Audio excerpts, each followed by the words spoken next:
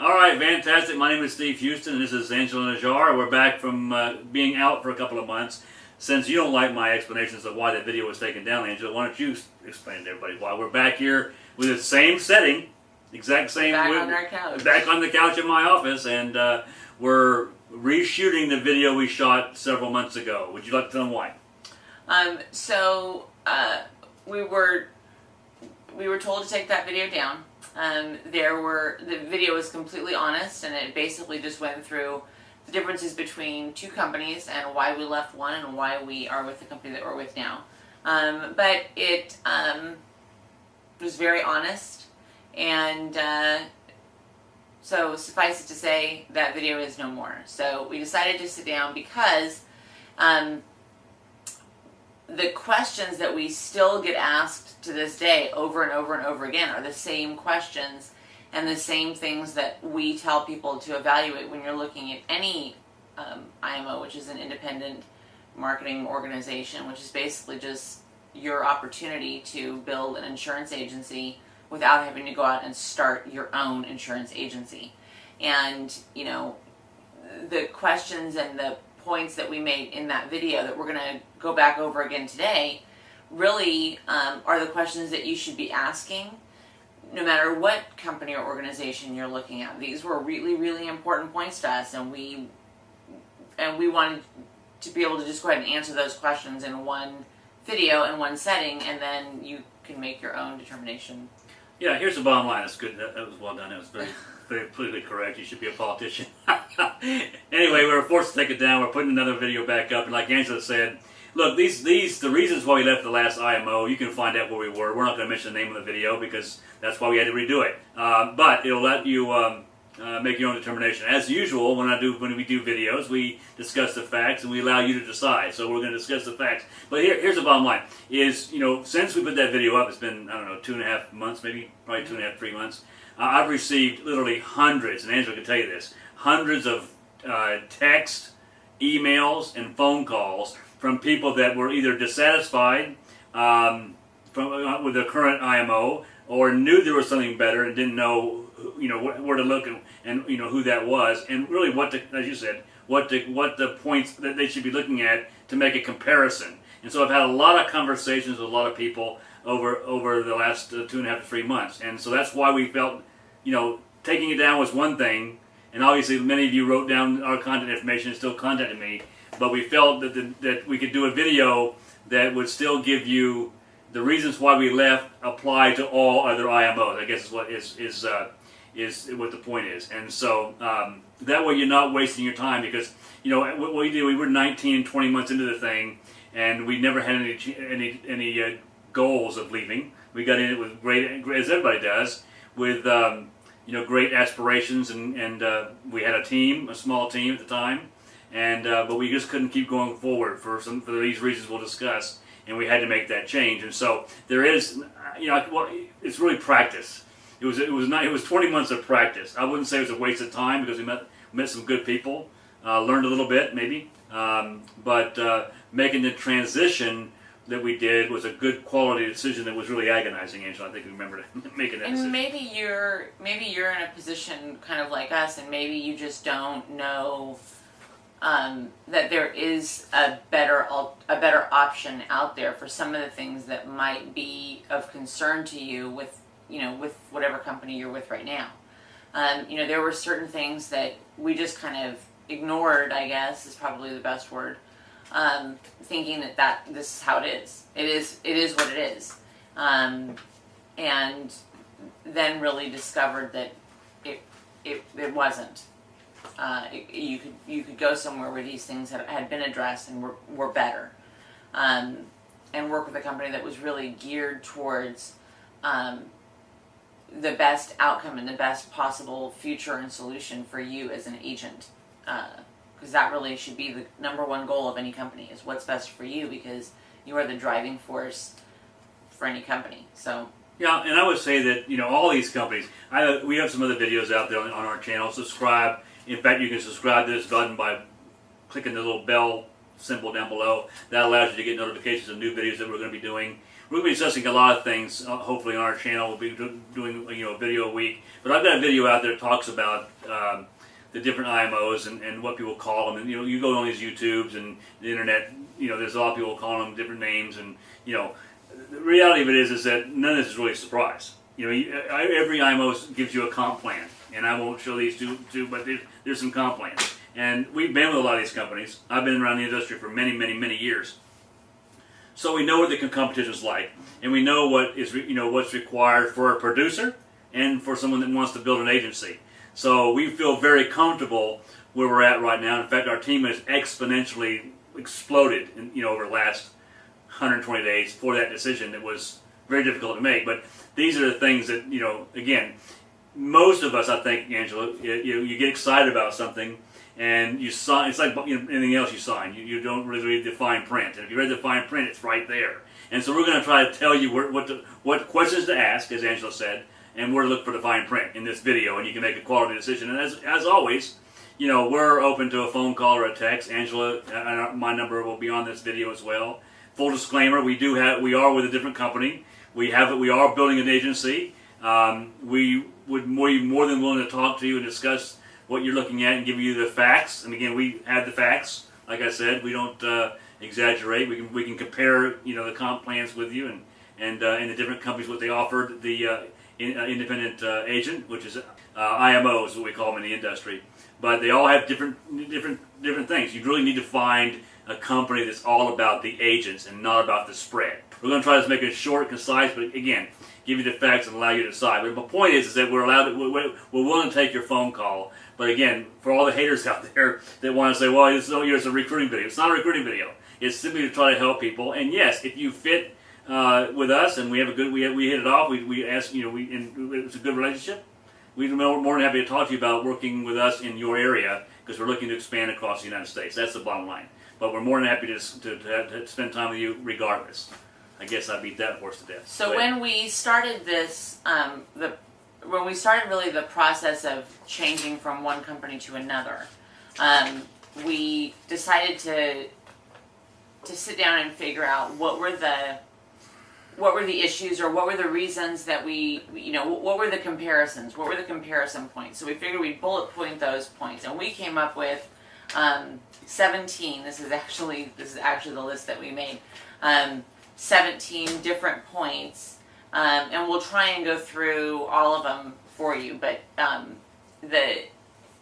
one of the first things, which is really something that you're going to talk more about, was compensation. And we thought that the compensation was very good at the company that we were with previously. We thought that it was a good compensation, but we didn't know. We didn't know what was kind of down the road. It's kind of like, you don't realize how much more you're going to pay in income tax until you start making a lot of money. You don't realize if you start making $100,000, $200,000, $300,000, $400,000, wow, you're going to pay a lot more in income tax. And you don't realize that if you have only ever made $35,000. So some of the things we didn't see or know until we got further down the road and realized that we would be capping ourselves. Right. Again, the compensation is a big factor. It's not the only factor that you ought to consider, obviously. But, look, these IMOs are there for a reason. They provide us access to carriers nationwide, up to 30, 35 different carriers that you can write your business with. Being a captive agent or being with an IMO that has limited carriers, which is not on our list, by the way, because both the companies we looked at has a lot of carriers. There are some IMOs out there that have 4 or 5 carriers, or even 1 or 2 or 3. Captive agents usually, what I mean by captive is they can only write for New York Life. They can only write for AAA. They can't write, and that's not a good place to be because, based on health conditions and age and a lot of different factors, you need to have all those carriers so you don't lose business. You're able to get coverage in place for that particular prospect. So having a lot of carriers is a good thing. But the carriers provide us, the IMOs provide us with those carriers and a nationwide ability to market their products. So, no matter where you live. But it's not just about that. We want to talk about, when we talk about compensation, it's based both on a personal producer standpoint as well as building an agency. And I know there's people out there that I don't want to build a team. I don't want to build an agency or whatever. And there are IMOs, the one we came from, for instance, that are very much network marketing, upline, downline, sign line, cross line, underneath the line. I don't know what it is, but I don't want to be underneath anybody. So that operate on that in that kind of a model, and that's the first danger sign. Is that if that's the case, run. We'll talk about that in a second.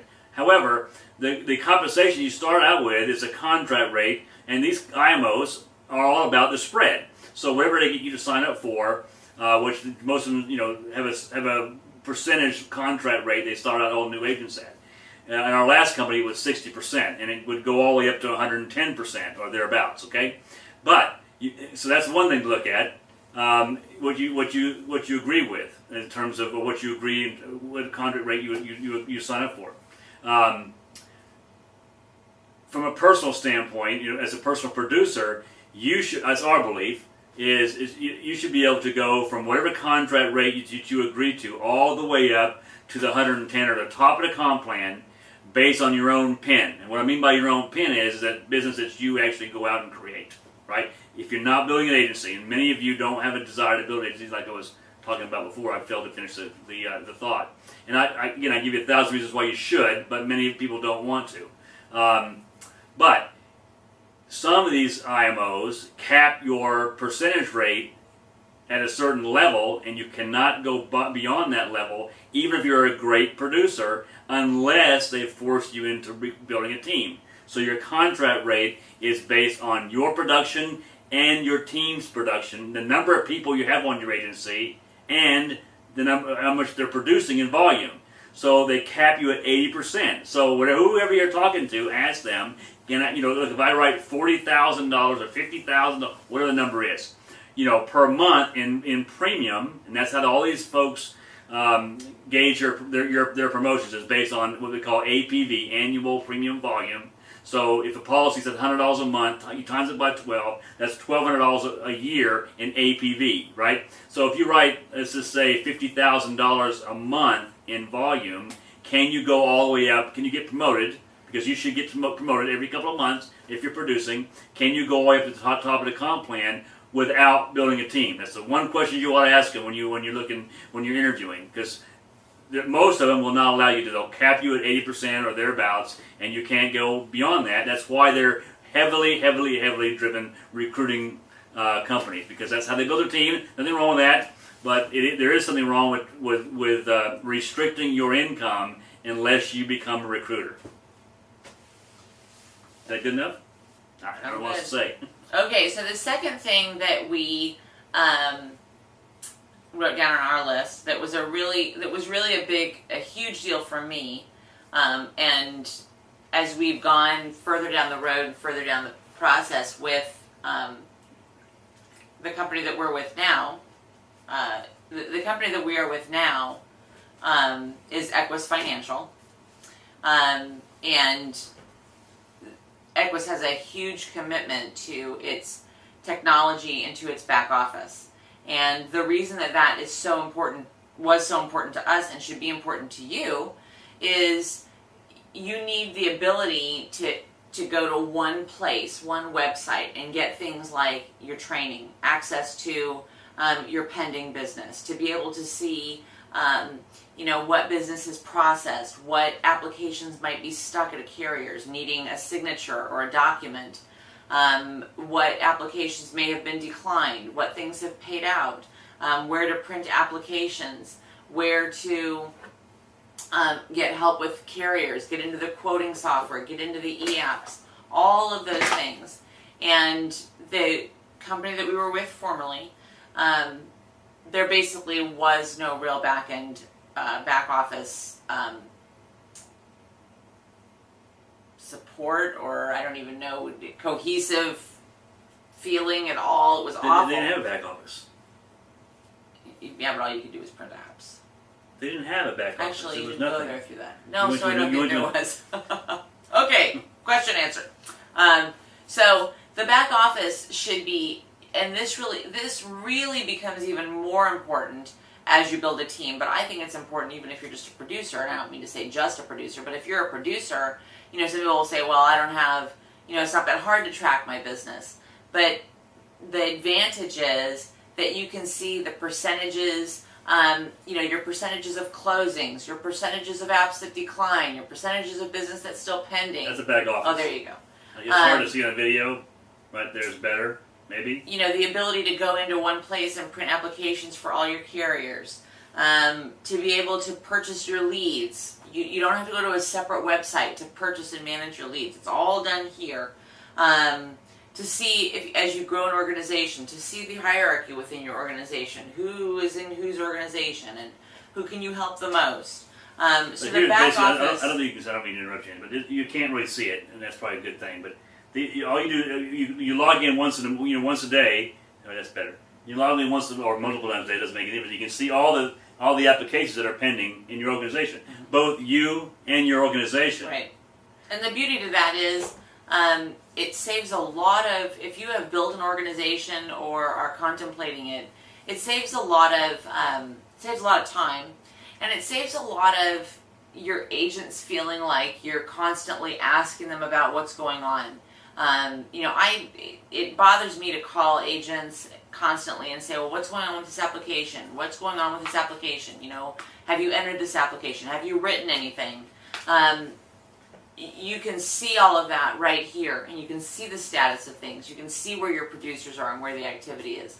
So that to me is huge, as well as you should be able to go into one place to be able to to hire a new agent. And so when you log into Equis's back office, you have the ability right there to send them an independent contractor's agreement, and they can send it back, and it's all seamless and from one place. So it also makes it a lot easier for, if you're bringing on new agents that might be completely unfamiliar with all of this, they can just browse around. They can't mess anything up, and they can just go in there and they can get training, they can get marketing support, they can get convention tickets, they can get leads, they can process business. I mean, there's not a whole lot that you can't do from one place. Understand, none of this you can do where we came from. No. I know you had a little bit of a range up there. There were 3 or 4 different, the company that we came from, there were 3 or 4 different sites that you had to go to be able to accomplish everything that you can do here. So in order to bring on a new agent or to onboard a new agent, you had to send, a PDF document and wait for that to come back, and then you had to do your own scrubbing for that, and then send it on to the managers that were above you because you couldn't communicate directly with the corporation. So that was one website. Then you had to go to another website in order to print applications. Then you had to go to a different website if you needed to print questionnaires for a particular carrier. Then there was a different website to purchase leads and manage leads. Then there was a different well, I guess you went back to that website in order to put your sales in. I mean, it shouldn't be that janky is the only word that comes to mind. It should be a lot easier for you to run your business and for your agents to run their. Well, again, going back to what we said before when we were talking about the compensation levels is, when we first started out, we weren't building a team. We were just doing, I was out producing, which I've been doing for many, many, many years. And it really was a full-time job for Angela to track all that business that I was writing because, at the end of the day, like she said, we had 30 different carriers, and I would write business with multiple different carriers at any given time. And we had to go into a OPT, is what they call it, to enter the application in there. And then she had to figure out what I wrote with what company, and then as that business was being processed, because no one gets paid until it's issued and paid. The commission gets paid out. If there's any requirements or why, where was it in the process of underwriting? So that was a full-time job. Then you had about 7 or 8 or 9 or 10 agents where we had, and then she was in tears all day long because it's a full-time job to maintain that business. Trying to find out again because there's no back office portal.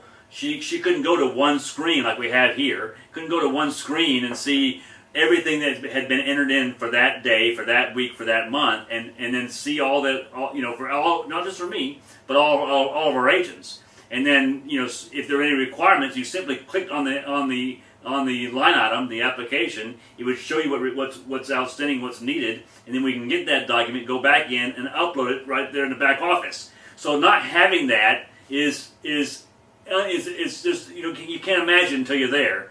Especially when you have a few hundred agents in all across the United States, you have to have an office staff to track that business. And again, if you're not tracking it, you can't. It doesn't get issued. No one gets paid. So the technology is what we were missing. Really was a lid on our business. The reason why we were there for 20 months and only had a small team was because it was very difficult to produce and also build a team because of all the obstacles that were in place. As Angela said, you couldn't call the home office, and that's another subject on our sheet. We're getting ahead of ourselves. You couldn't call the home office. It was operated very much like a network marketing company. You had to call your upline, who then had to call the master agency, who then would call the corporation, who then would call you back. Going back to what I said before, the reason why these IMOs exist is they obviously want to create, protect a lot of families, make money for the owners, and do all that kind of stuff. But the reason why you and I join them rather than going direct and getting paid a higher commission rate is several factors. And there's another video after that. But it's really the carriers that they have relationships with. But do they earn it? I don't mind, and do they allow me to operate my own business inside of their business? That's the key. And if they're not providing me any support, why would I take a commission deduction to go there in the first place? The other one is the leads. They provide you a quality lead program. So as long as they're earning their override, that's fine. But a company wants to bring you in at 60%, provide you no support. You can't call the home office. You have no technology to run your business with, and you're struggling. You might as well be direct. I mean, that's I know we're getting off a little bit off key there a little bit, but that's the point. Next item. So I'm going to do 3 and 4, which are onboarding and contracting, and then the corporate office support. So onboarding and contracting, I already kind of alluded to this. The primary issue that we had in the past was, and it kind of goes back to what Steve and I have done, a business that we have built in the past, which was protecting people from identity theft. And what was kind of ironic is that we found ourselves in a business bringing on new agents where they had to fill out the contracting document, which is multiple pages. I mean, it's probably 10 to 15 pages long. And you have to fill out a lot of pretty personal information. I mean, on that document, you're filling in your social security information, your previous addresses, your previous work history, your banking information, all so that you can get contracted with the carriers, okay? The problem was, with our previous company, that document came back to us, so a new agent would fill that out and email it back to me. And then I would kind of go through it and make sure there wasn't anything missing. And then I would take that PDF and I would email it or fax it to our managers, who would then eyeball it again and then send it either by email or by fax to the corporate office. And then the corporate office would then go ahead and begin the contracting process with the carriers. So there's a couple of problems there. One, you can imagine the time loss between you filling out that contracting document and it actually getting into the hands of a carrier and you being able to go out and produce and write policies. So that's the first problem. The second problem was it always made me uncomfortable that I now had either in my email or in my possession stacks, and it took us a couple hours one day to shred through a lot of that stuff. But stacks of these new agent, onboarding packets, and I didn't like having that much information. If something should happen, it could compromise someone's identity. That was the first issue. The second issue is there shouldn't be all that kind of leapfrogging with that document to get back to the carrier. So the beauty that we found, what I thought was really refreshing with Equis was, you send that, when you bring on a new agent, the corporation, there's an auto-generated email that sends them that contracting document, so it goes right to your new agent. Your agent fills that out, it's a fillable PDF, and then they turn around and they email that right back to the contracting department at Equis, period. And that contracting department, which is phenomenal, turns around and contracts you with the carriers. So the beauty to that is, as opposed to taking at minimum 2 weeks, and that's kind of conservative, 2 weeks to get you contracted with a carrier with our former company. Very conservative. Yeah. Now we can have you contracted with your first 3 carriers, our primary carriers really, within a few days. So you could have a writing number with some of the main carriers that we work with within a few days, and bam, you're out writing policies. So that's a huge, huge, huge difference. That contracting process has got to be easy, not only for you if you're bringing on new agents, but also for the agents that's coming on. They don't want something that feels like it came out of 1960s. Okay, so number 4. Wait, let me get situated here so I'm not. Okay. Okay, so number 4 is our corporate office support. And one thing that we have found that always bothered me with our former company, and this is really a simple, short point, is we basically could not call our corporate office. We weren't to email the corporate office. We weren't to call the corporate office. It was only for once you had achieved a much higher level with the company. And so as we were building our agency, everything had to go through 3 or 4 different people. I had to call so-and-so, who had to call so-and-so, who had to call so-and-so at the corporate office, who would call back, and it was like playing a game of telephone, and I always hated that.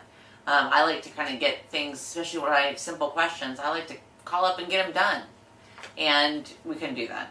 And so what I have found so refreshing, and it was probably one of the number 1 reasons on my list that we made this move, was being able to just pick up the phone and have a full dedicated corporate staff that is always growing and always committed to doing the right thing and helping the agent and making things as easy and seamless as possible. And the one thing that you'll hear all the time when you call in is, that's why we're here, that's our job.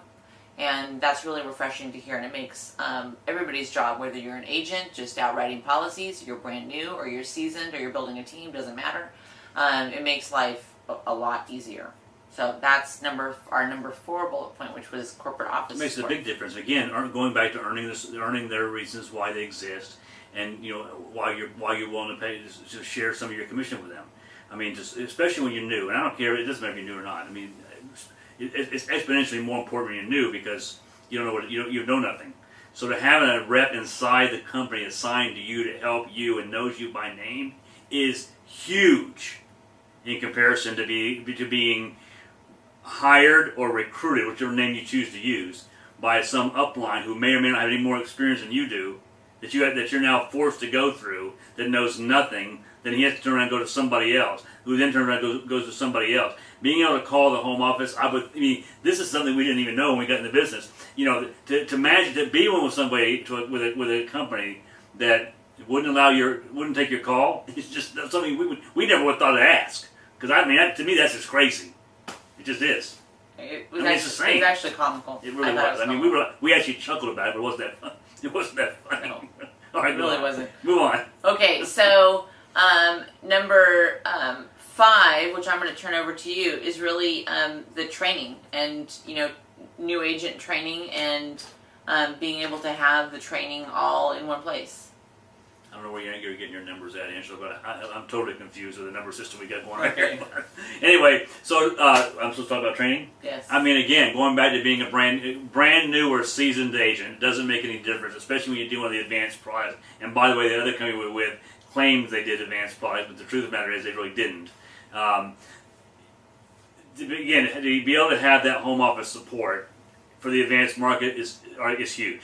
Because they can do the illustrations for you. I'm talking when I say advanced products, I'm talking about annuities and IULs, those type of things, which are complicated and require illustrations to be presented to the client, all that stuff. But to be able to, again, you may be experienced, and that's one thing. There's still a learning curve when you move over to a different IMO. Especially when you talk about running mortgage protection and final expense leads.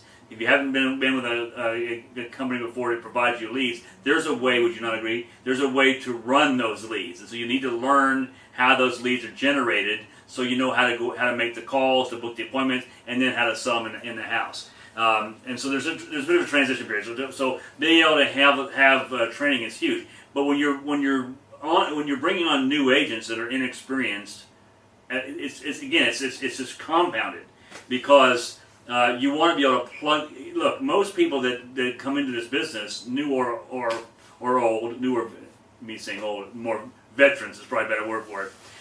If you're building an agency, you're still out producing and supporting your family because building an agency is you're building a business.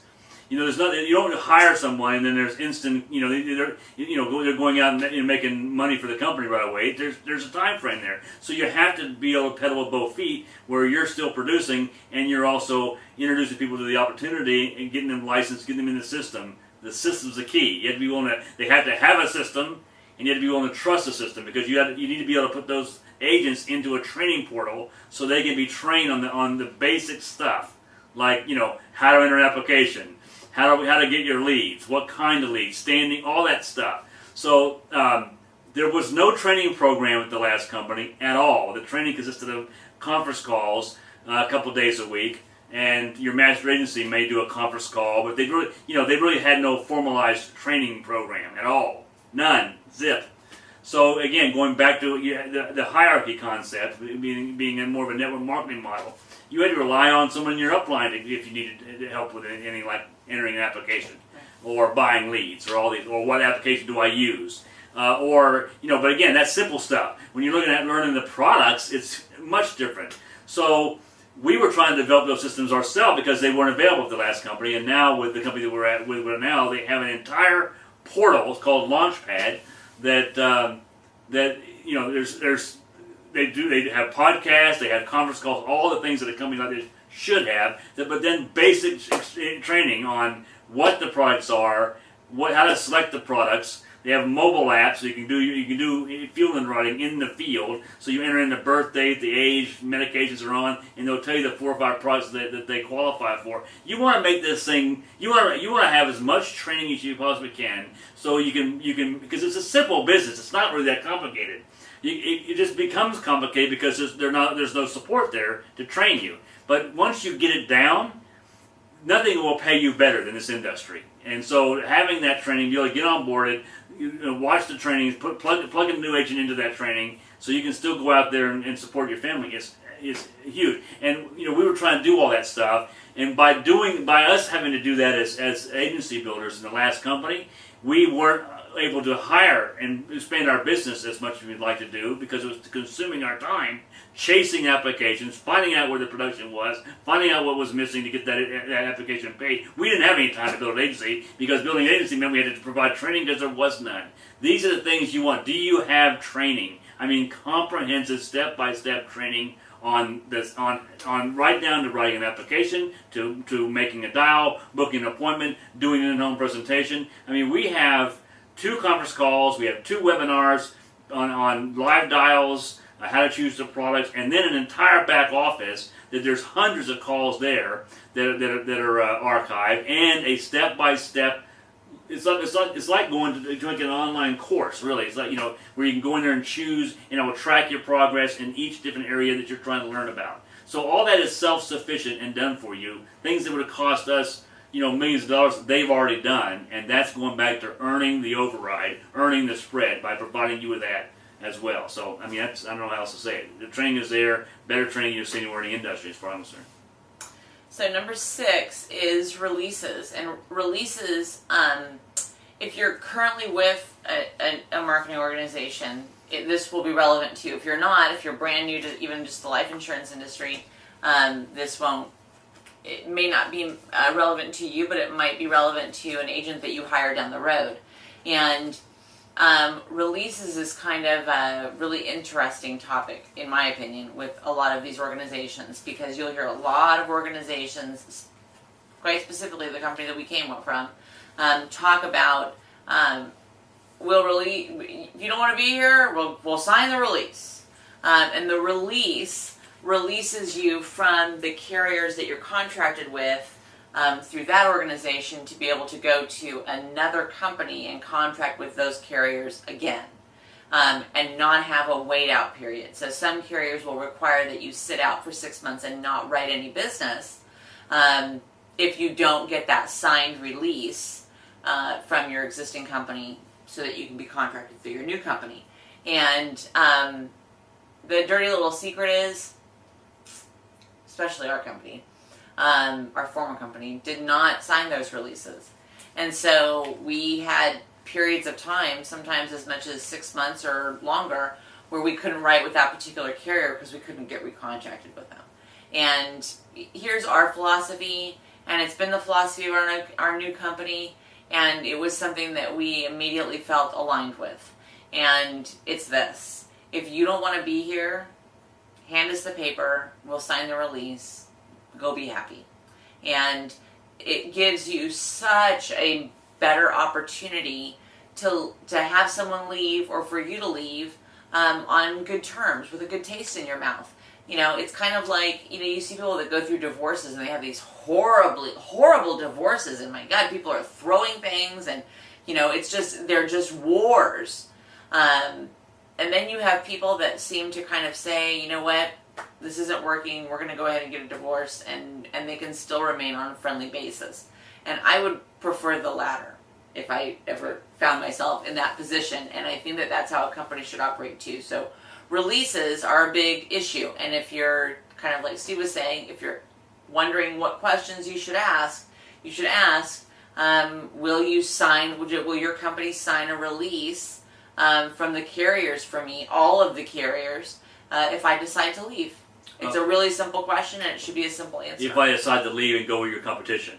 Right. Because some will release you as long as they know who you're going with, and that company is not a competitor of theirs. Right, that's a good point. You have to ask the whole, again, it's full disclosure, you have to ask the whole question, because they'll sidestep it. So, anything else on that one? No, let's move on. Okay, so the next one is leads, and leads was a interesting. We discovered the issue with the leads with our former company in kind of an interesting way. We actually had a dinner party at our home, and I used to book all of Steve's appointments. I run my own appointments as well now, but I still book appointments for both of us. And formerly, all I did was book his appointments. And we'd had a dinner party at our home, and was talking with another woman who was booking appointments for her husband, and she made a comment about a lead being marked, you know, stamped or what have you, as being like 2 months old. But when she talked to the lead, the person said that they had sold that home 4 years ago, and why was she just calling now? And she made that comment, and kind of like the whole lid blew off, and we went, oh my gosh, I'm having that happen too. Here was the issue with the leads. You should have a totally ethical and upfront system of leads. If you're told that a lead is going to be exclusive to you for 5 weeks, and it's going to be within 3 months to a year old, then that's fine. Then you know how to approach that lead. But if you're told that a lead is going to be 3 months old and it's 3 years old and it's not sold to you that way, that's not right. And so the one thing that we love now is we have a really super simple lead system. There are only 3 different levels of leads. So it's either an immediate lead, or it steps down if it hasn't been purchased, and if that client hasn't purchased a product. And then a few weeks later, it bumps down again, and then that's it. It comes out of the system. So, you know, one of the things that we looked at was, well, the lead volume didn't seem to be as high with the new company that we went with. But when we actually started analyzing that, it was however many, 100,000, whatever leads that were in that system were legitimate leads that were within the time frame that they were supposed to be, as opposed to our former system that may have had 50% more lead volume, but the leads were being recycled. And that's really the only way to put it. And it's not an ethical way to sell leads to your agents, and it's not an ethical way to handle clients. And it was. Anytime a company has, or an IMO has, 7 different lead levels, we should put a warning sign on the video. That's a warning sign. I mean, when you go, A, B, C, 5, 4, 3, 2, 1, 50 cents, or whatever it is, they're reselling the lead over and again. Because in defense of the companies, that a lot of these people give these companies a bad rap because they think that they're making all this money on the leads. The reality is they don't make any money on the leads. The leads is a means to the end. So in fairness, they are selling the lead at a loss to a brand new agent or any agent. When they sell the lead brand new, fresh lead to an agent, any agent, brand new or old, they're selling at about a half the price it cost them to generate that lead. Right. And so the only way they can recover their costs is by you selling a policy. So if you don't sell a policy on that lead in your exclusive time frame, which is usually 5 weeks or so, they sell it to another agent. Doesn't mean you lose the lead. It's still your lead. You don't have an exclusive rights to it anymore. Now you're competing with another agent to see who can book the appointment and who can make the sale. They do that to hopefully recover the loss on the lead up front, and hopefully somebody will sell that prospect a policy, and that's how they make their profits.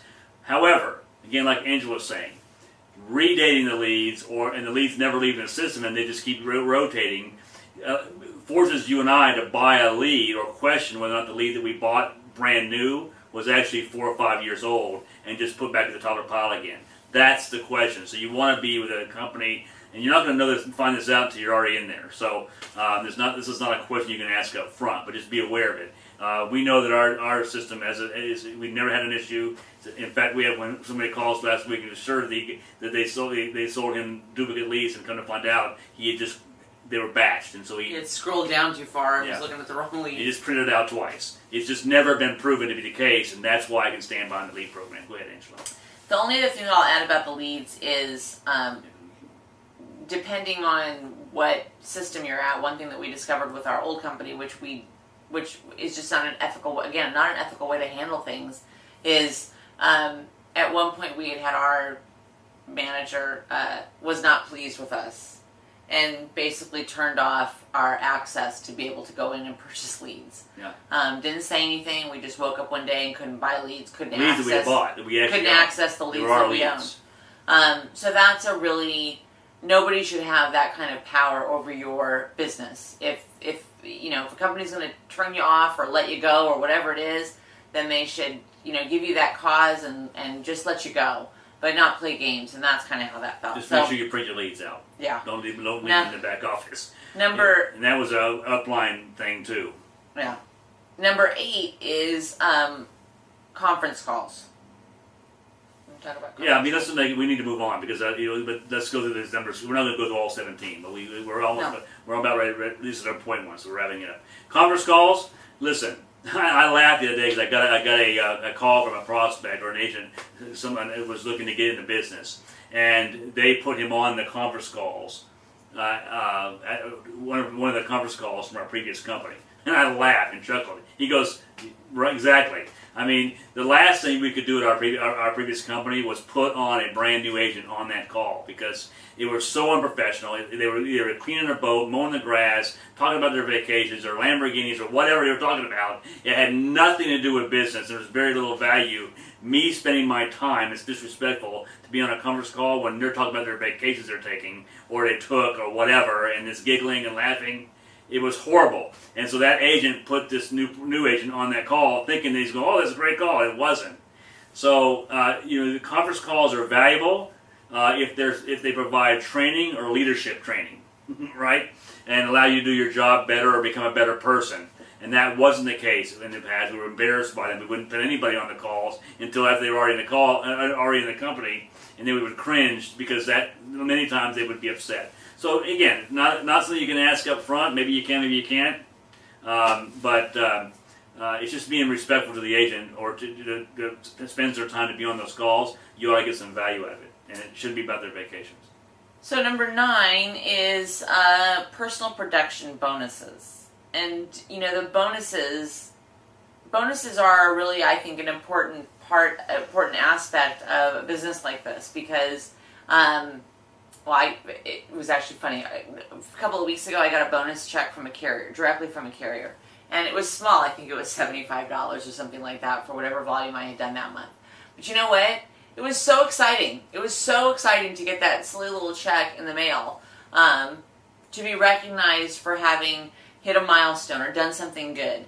And the one thing that we really liked about Equis was they have personal production bonuses as well as huge manager bonuses and equity participation bonuses. But in our opinion, to be able to recognize agents who really hit that kind of first milestone of, say, $10,000 in written premium, That's a big thing to start recognizing people at those levels for their personal production, because most people, especially if you come from like the corporate world, most people trudge along at their jobs and they don't get recognized for anything unless they've done something wrong. So I thought that those were... And these bonuses are over and above. If you're building a team, they're over and above your overrides. They're also over and above your personal production. You have a personal bonus, a manager's bonus, a regional manager's bonus, and as Angela said, an equity bonus, where you're basically profit sharing over the entire company. And that's how you build great great culture in a company, because many people want to withhold their secrets that their team is doing, having such great success, because they're not profiting off that team or anybody or that agent that's asking and desiring for the help and wants the information so they can also succeed. It's kind of withheld because, well, you're not on my team, so I can't share with you. That doesn't happen here, because everybody's part of the company and everybody's literally one big team. Everybody says that, but it's crap. Here it's true, because we know that we build a great company. We all share in the profits of that company. And it's huge. So you got 4 bonuses. This is free money over and above. It's a check you're going to receive every month. And it ends up being multiple 6 figures for some people. Even the first level is 6 figures a year. Just free money over and above your production. So if you're building a team, it's great. If you're doing personal production, it's also great, because if you do $10,000 a month, like Angela, up to $50,000, $100,000, you're going to get a check back every month, like the Allstate commercial. Yeah. Go ahead. Okay, so the last one, number 10, that we're going to cover right now is advanced markets, and you touched on this a little bit, but you. Yeah, it's very simple. Look, if a lot of you, if you're a seasoned agent, like the new IULs, it's a big buzzword. Excuse me, big buzz product. Excuse me, big in the industry. And annuities, fixed annuities for the baby boomers that are retiring now. They have money in the market that they're trying to shift it out to a more secure investment vehicle in their retirement. They don't want it at risk in the market. The advanced markets are huge if you want to work that area. I personally don't work that area. If I had it, so here's how I look at it. The 2 IMOs that we're talking about, they generate their lead based on mortgage protection or final expense.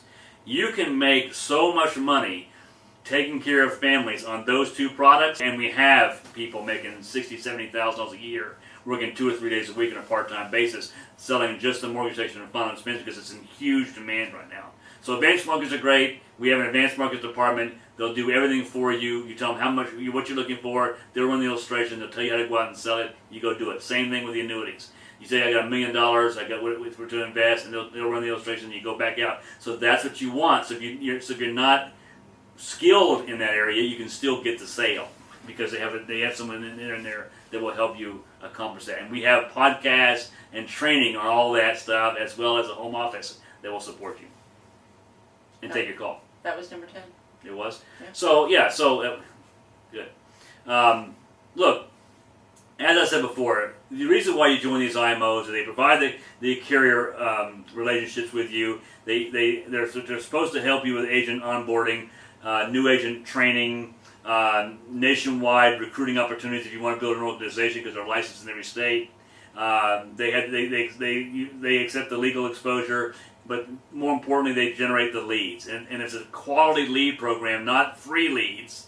You get what you pay for. If they're giving you free leads, they're probably not worth anything. There's nothing wrong with buying leads in this industry if you have a business mentality. People that have a problem with leads are the kind of people that have an employee mentality. They show up for work, they put their time in, they get a check at the end of the week. That's not going to happen here. You're running a business, and so and that lead is yours forever, even though it's sold to somebody else. I mean, you got referrals, you've got relatives, you've got big college plans for the children, the grandchildren. It's that you should have a relationship with that client forever if you're doing the job right. You're building the best business, I think, that's around, because as Angela was talking about last night, if you build a business like this, especially if you're building an agency, this would be the best 401k program you can ever generate for yourself, because first of all, you have your own clients that's always going to need you regardless. You don't know why you'd ever retire in that respect. But if you're building a team, that team's going to continue to grow and expand and grow without your involvement at some point. And that income's always going to be coming in to your bank account. And so you're not trying to outlive your savings, right? Here, it's not an issue because that income is going to be coming in long after you've passed, and then it's inheritable. So you want to look. We gave you the talking points. We gave you the things that you should be asking if you're doing interviewing. If you have any other questions, we're certainly here. But you have to watch out for companies that charge for technical services. That's something that is not acceptable in my opinion, because they're already making money off of your efforts. There shouldn't be a charge, a processing charge when you're ordering leads. Onboarding is a big deal. That paperwork, as Angela said, is to kind of recap things, shouldn't be floating around to all these different people.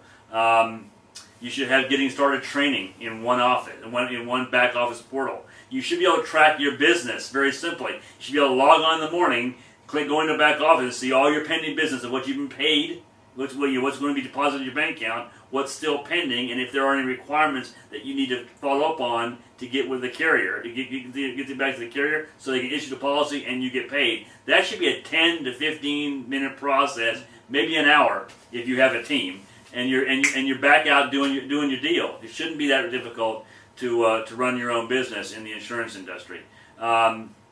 You should be able to, again, call the home office. You should be able to allow your agents to call the home office, not having to go through you because you're the upline or you're the recruiter, which we don't use here. The conference call shouldn't be embarrassing. There should be a diversification of products, beyond the mortgage protection and final expense. You should be able to have even though in final expense and mortgage protection, you should have many companies that you can write with, because things will vary. If you're losing sales based on price or medical conditions, it's not a good place to be. You want to be able to write 95% of your business, and then it comes down to bonus money, the incentive trips and those kind of things that are provided. All these things are important. Many times you don't look at them when you're looking at the company. You don't really focus on them because you're excited and you want to get in. But they're important. And like Angela said, if you get involved in a company that won't release you, it's not the end all be all. It's not the end of the world. Right. Because if you were to come over to our company and our agency, we have so many carriers. You just would wait, and you just would not write with the companies that you wrote with the previous IMO, and you'd wait that 6 months period out, and then you could transfer them over. So it's not a big deal in that respect, but it is a big deal in terms of getting spending your time there, wasting your time, getting frustrated, and it may very well cost you success in the industry, which would be a real big shame, because you can do very well here. So if you can make an educated decision going in, and make the right decision with a company that's all about the agent and not all about the profits or the overrides, for themselves, you're going to save yourself, like in our case, 2 years. If you're a good personal producer, many of these IMOs are not for you. I didn't mention in the recap that the reason why that is because they're going to cap your income unless they turn you into a network marketer. That's not a place for you to be if you plan on doing any serious production. And if you're an agency builder, that's also not the place to be. Because even though I'm going to build an agency, I have to be able to attract and hire top agents like yourself. Okay, so anyway, I hope this video really helps you out. Again, we're more than happy to take calls. Our phone numbers are listed on the video. It really wasn't intended to be a recruiting video, as I said at the beginning of it. But listen, it's important to us that you succeed, because again, the more people that succeed in the industry, the better. These IMOs can be fantastic companies, and the fact of the matter is, if it weren't for the IMOs, they gave us the opportunity to come into this business without all the expense and trying to do it ourselves, and provide us a quality lead program. Many of us would be doing our out there still knocking on doors and trying to survive. And that's why the average life insurance person, by the way, makes $35,000 a year, is because they're doing all this door knocking stuff, and they're not with the lead program. I'm able to be in front of clients every single day that I want to be. People that actually raised their hand and said that I wanted to buy or I'm interested in mortgage protection, final expense, index universal life, or annuities. But that's again where the lead program comes in. You have to make sure that lead is generated on those products and not for a free child safety kit or a trip to Cabo or a free car to mall. Those are important things. So if you'd like to discuss it with us, we're more than happy to discuss it with you. And if we're a fit to work together, that's great. If not, no problem. Again, well, we wish you fantastic success. We just really don't want you to waste your time. The truth, as far as this system versus this company versus the company we're with, the proof's in the pudding. I mean, that company took 7 years to do 35 million, and Equis did 35 million in 14 months. So that tells you that back office portal and all the training and the lead, everything we've talked about is important because it takes a lid off your success. It doesn't push you down; it lifts you up by giving you the things that you need in order to be successful. But the bottom line is, you decide, and whatever you decide, that's great. But we really wanted you to see the inside before you invested too much time as we did, without knowing that there is another option, and you don't have to worry about making that transition or whatever it is. So we wish you lots of success, and we hope to hear from you soon. And if we can answer any other questions that you might have, we're happy to. And we hope that this has given you at least 10 questions that you can go back, if you're already having an existing conversation with somebody, and make sure that you kind of avoid some of the pitfalls that we know are out there. So we hope that this helps. Thanks, everybody. Bye now. Bye. Talk to you soon.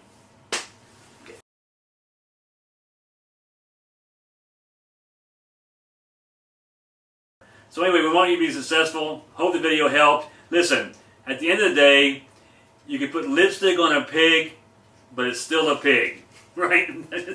I mean, and many of these IMOs do this. And when you're talking to a recruiter or a hiring agent, they're putting lipstick on a pig and telling you the good points. We want you to ask all the questions, make a quality and educated decision up front, and succeed in the industry. We're always here. Hey, don't forget to mash the little bell below, and you'll get notifications of videos that we put up, and also hit the subscribe button. And Angela and I will both be here hopefully once a week and add some value to you about mortgage section, final expense, annuities, comp plans, different IMOs, the things about the industry. We'll provide the facts and allow you to decide what's best for you. Bye. Bye.